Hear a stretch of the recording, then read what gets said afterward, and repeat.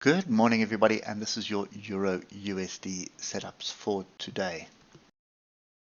So, lots of political noise in the US at the moment, sorry, in Europe at the moment, specifically in France, Germany, and Belgium.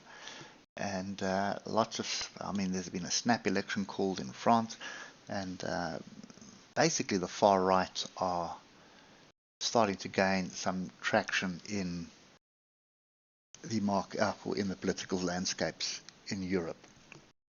And I can't help but wondering if the migration crisis is not leading towards that. But anyway, let's just see. Politicians will be politicians, but I also understand what some of the people are asking for. If we just have a careful look here. So last week it was battling, and then big sell-off.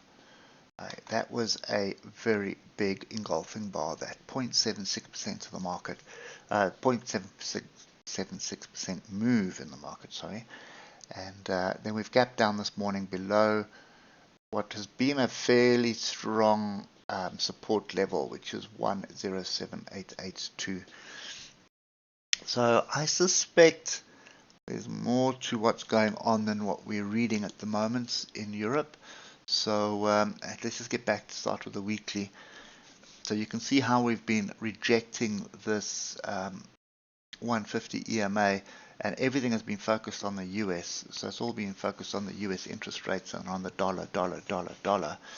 But if all the political noise in Europe is true, and if it goes the way that the doomsdayers are saying it's going to go, you're going to see the euro fall. It's going to be a pretty rapid fall in the euro.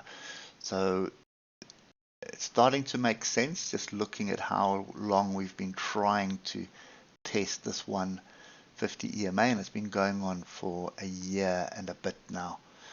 So I would be very, very cautious of any long on this pair right now. And in fact, I would be looking for shorts. At the moment, if you look at where we are from Friday's almost highs, we have dropped 1.4% already. So no opportunity to get in there. And if you look at that 1 hour fall, and then off we went. Boom. So I would be really looking for pullbacks to get in short at the moment. Don't want to do it with what we have right now. And I just want to look a little bit further left, because this is where you're going to see. So there is a pin bar right there, and I think you should just put that low in as well. Let's look at that. It lines up fairly nicely, and we want to put one more in, and I'll take those lows there and these highs. I'll give you those levels now. We'll do this on the 15-minute because that's kind of what we want to see. Okay,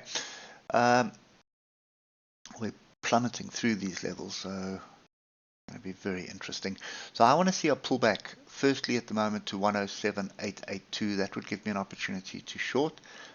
Just looking at the 15-minute at the moment, trend is continuing, and we're barreling through those levels that I've just given you, which just means I need to have a look at what's further down.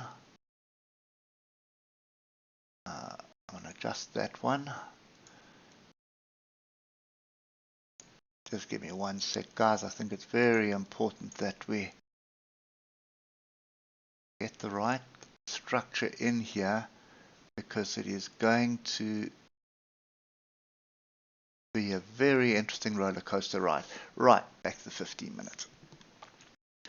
Okay, so based on what we're seeing now, you're probably going to see prices continue to one of these levels lower down. So it's going to be looking for 107,400, 107,327, 107,241. So price would more than likely just meander down onto one of these levels. Then there should be a pretty strong, let's just say, pullback of sort. back to come and test one of these levels that it's breaking through. So this to me is still first price. It's 107.882. Even closing the gap would also be first price. So just getting back to that area at 108.048, that would also be fairly decent. But if this is a breakaway gap, which could very well happen based on what I'm hearing in the market from political noise, then you're probably just going to see this thing come down. It'll reject one of these levels here, come back up, and then you'll find it's either going to be bouncing off 107.667, 107.600, 107.518, 107.400, 107.327, and then it's probably bounce off 107.241. So you're looking for price to come down, find support at one of these levels, bounce up, looking for some green bars, back into one of the levels higher up, and then you're looking for an opportunity to short. I would actually get a small position in, tight stop loss, and just see where it goes to, because just looking at that, that could be a very big double top that is brewing. Yeah, see, there's the first top, there's the second top, so that's why this zone to me is first price. It's 107.882, and even the gap close 108.048. That would be ideal. And if you look at the daily, in fact, if we just delete everything here and just look at it from a daily perspective, and this will simplify everything for you. We are heading for 107.234.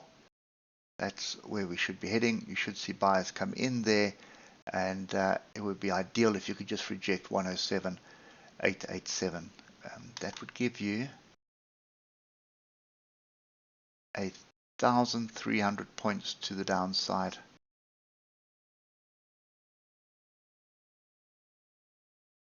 Just kind of in no man's land. It's hovering over here at 106.493. Okay, so that just simplifies it for you on the daily, but obviously you're going to be on the 15 minutes, so you're looking for pullbacks, rejections higher up for your opportunity. You don't really want to get stuck in down here, because if it does go back to close a gap, you're in for 700 point stop loss. So not ideal. Okay, anyway, so that's kind of my view at the moment. Wait for the pullback. You're looking for shorts, and I would leave a small position in.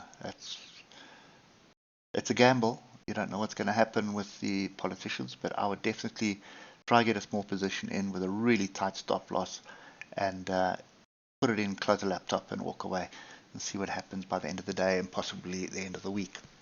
I hope that helps, and we'll catch up with you tomorrow morning. Cheers for now.